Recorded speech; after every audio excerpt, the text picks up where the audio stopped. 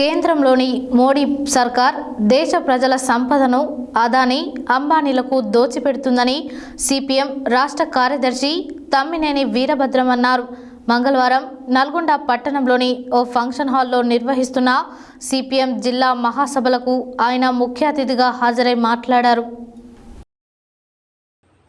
మంగళవారం నల్గొండ పట్టణంలోని ఓ ఫంక్షన్ హాల్లో నిర్వహిస్తున్న సిపిఎం జిల్లా మహాసభలకు సిపిఎం రాష్ట్ర కార్యదర్శి తమ్మినేని వీరభద్రం ముఖ్య అతిథిగా హాజరై మాట్లాడారు. సౌర విద్యుత్ ప్రాజెక్టు కోసం భారతదేశంలోనే వివిధ రాష్ట్రంలో ప్రభుత్వ పెద్దలకు అదానీ గ్రూప్ భారీగా ముడుపులు మూట చెప్పిందని, అమెరికా కోర్టులో కేసు నమోదైందని అన్నారు. అదానీ వ్యవహారం దేశానికి అప్రతిష్టంగా మారిందన్నారు. దీనిపై ఇప్పటికీ ప్రధాని మోడీ నోరు మెదపకపోవడం శోచనీయమన్నారు. రాష్ట్రంలోనే కాంగ్రెస్ ప్రభుత్వం ప్రజల సమస్యలను పరిష్కరించకుండా విజయోత్సవాలు నిర్వహించడమేమిటని ప్రశ్నించారు.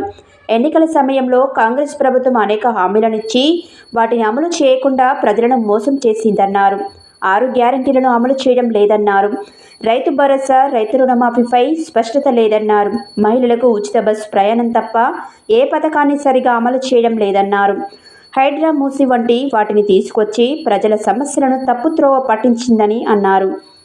ముందే పేదలకు ఇండ్లను నిర్మించి ఆ తర్వాత మూసి ప్రక్షాళన చేయాలన్నారు.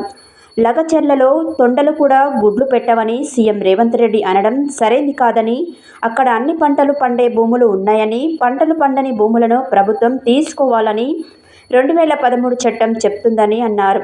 సిపిఎం పోరాటంతోనే ఫార్మసిటీ రద్దు అయిందని, భవిష్యత్తులో హామీలు అమలు కోసం ప్రభుత్వం మెడలు వంచుతామన్నారు.